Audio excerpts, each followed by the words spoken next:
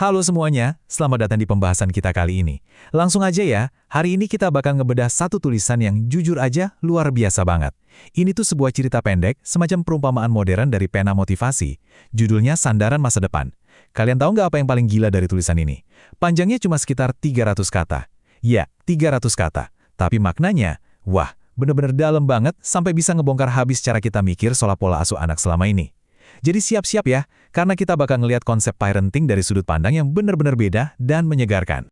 Tapi sebelum kita masuk lebih jauh, coba deh kalian pikirin satu pertanyaan ini. Apakah cinta sejati itu artinya kita harus selalu berkorban? Sering banget kan dari kecil kita tuh kayak didoktrin, kalau tanda paling tinggi dari cinta orang tua itu adalah seberapa besar mereka rela menderita demi anak-anaknya.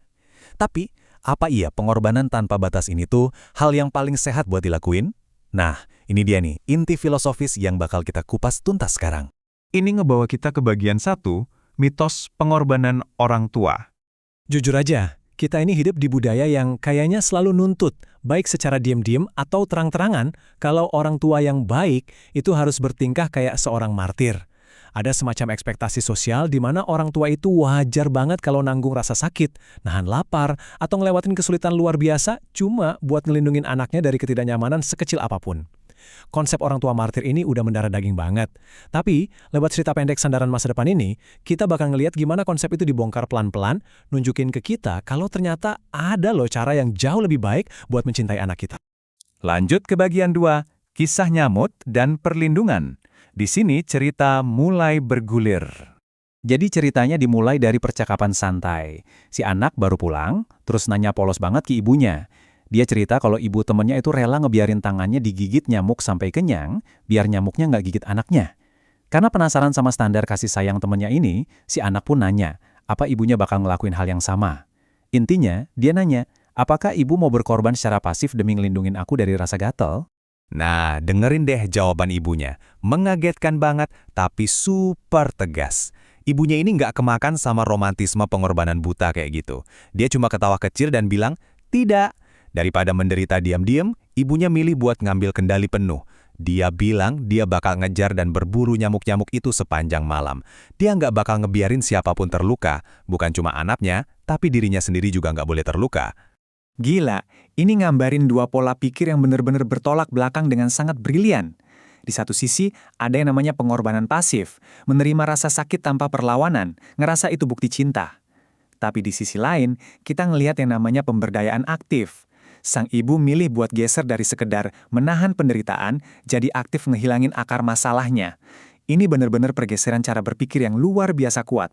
Kita masuk ke bagian 3, menahan lapar demi anak. Levelnya mulai naik nih. Sekarang masalahnya bukan sekedar gangguan kecil kayak digigit nyamuk lagi, tapi udah nyangkut urusan perut dan kelangsungan hidup. Si anak nanya pertanyaan kedua, bawa-bawa skenario super dramatis yang sering banget kita lihat di sinetron. Seorang ibu yang rela kelaparan asalkan anak-anaknya bisa makan sampai kenyang. Anak ini seolah ngetes lagi, pengen tahu sejauh mana sih ibunya mau mengorbankan diri. Dan coba tebak, jawaban ibunya lagi-lagi sangat bijaksana. Dia nggak tertalit buat jadi pahlawan tragis di cerita hidup anaknya. Dia tegesin kalau dia bakal kerja ekstra keras supaya mereka semua, termasuk dirinya sendiri, bisa makan sampai kenyang. Kalimat terakhir ibunya tuh ngena banget. Dia sama sekali nolak ngasih beban emosional ke anaknya. Coba bayangin, seberapa hancurnya perasaan seorang anak yang harus makan enak sementara dia ngeliat ibunya kelaparan di depannya? Itu kan malah jadi guilt trip ya. Jadi, poin krusial yang bisa kita tangkap di sini adalah usaha nyata untuk menafkahi seluruh keluarga itu jauh lebih bernilai daripada jadi martir pasif yang akhirnya cuma bikin anak merasa bersalah. Ibunya ngajarin kalau cinta itu nggak berarti satu orang harus hancur biar yang lain bisa hidup nyaman. Nggak gitu. Cinta itu tentang kerja keras bareng-bareng buat kesejahteraan bersama. Lanjut ke bagian 4, berdiri di kaki sendiri. Ini dia nih, klimaks emosionalnya. Dengar jawaban ibunya yang super tangguh tadi, si anak otomatis ngerasa aman banget dong. Dia langsung meluk ibunya dan bilang, makasih ibu, aku bisa selalu bersandar pada ibu. Kedengerannya sweet banget kan? Kayak happy ending. Si anak mikir kalau ibunya ini bakal selalu jadi jaring pengaman permanen dalam hidupnya. Tapi, sang ibu ternyata matain ekspektasi itu buat yang ketiga kalinya. Dia nolak keras buat dijadiin tongkat penyangga selamanya. Dia bilang, tidak nak, tapi ibu akan mendidikmu supaya bisa berdiri kokoh di atas kakimu sendiri. Wah, Ini dia bentuk cinta yang paling gak egois. Nyiapin anak buat menghadapi dunia, bukan sekedar ngelindungin mereka dari dunia. Alasan ibunya nolak tuh benar-benar nampar kita dengan kenyataan hidup yang pahit. Tapi ya, begitulah faktanya.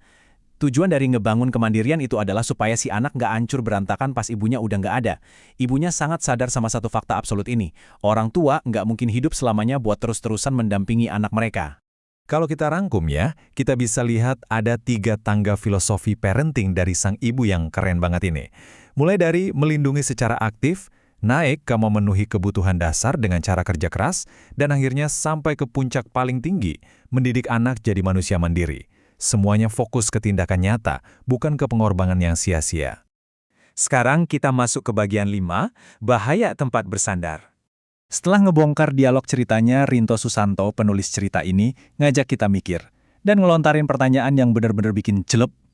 Pernah nggak sih kita mikir, jangan-jangan sikap kita yang selalu rela berkorban dan jadi tameng abadi buat anak, justru malah bikin mental keberanian mereka tumpul? Gimana mereka mau belajar ngadepin badai kalau tiap ada angin sedikit aja mereka langsung sembunyi di balik punggung kita? Dari analisis ini, kesimpulannya benar-benar penting banget buat kita ingat. Kebijaksanaan sejati itu ternyata bukan tentang gimana kita bisa terus-terusan nyediain bahu buat anak kita nangis. Enggak. Kebijaksanaan yang sesungguhnya adalah gimana kita, secara sadar, bertindak supaya bahu kita itu nggak dibutuhin lagi suatu hari nanti. Karena cinta yang beneran itu memberdayakan, bukan malah bikin ketergantungan. Terakhir, bagian 6, mendidik anak menjadi mandiri. Nah, ini dia intisari yang bisa langsung kita bawa pulang dan kita terapin. Pertama, stop menderita secara pasif. Jangan pernah jadiin rasa sakit sebagai tolak ukur seberapa sayang kalian. Kedua, action. Bertindaklah buat mecahin masalah secara proaktif, karena kerja nyata pasti selalu lebih baik daripada pengorbanan yang berujung rasa bersalah. Dan yang paling penting, ketiga, jadiin kemandirian anak sebagai goals atau tujuan akhir kalian. Ini benar-benar lompatan besar dari mitos harus berkorban, jadi sebuah kekuatan yang ngebangun kemandirian. Buat nutup pembahasan kita kali ini, saya mau ninggalin satu pertanyaan refleksi buat kalian. Coba deh perhatiin lagi hubungan kalian sama anak, sama keluarga, atau sama siapapun di sekitar kalian. Terus tanya ini nih ke diri sendiri. Apakah saat ini kalian cuma sekedar jadi tempat bersandar buat mereka? Atau kalian sebenarnya lagi ngebangun fondasi biar mereka bisa berdiri sendiri? Ngajarin mandiri emang kerasa jauh lebih capek dan berat sekarang. Tapi, jujur aja, itulah satu-satunya bekal yang bakal bikin mereka tetap kuat saat tangan kalian udah nggak bisa lagi nuntun mereka. Terima kasih udah ngikutin bedah materi kali ini, dan sampai ketemu lagi ya.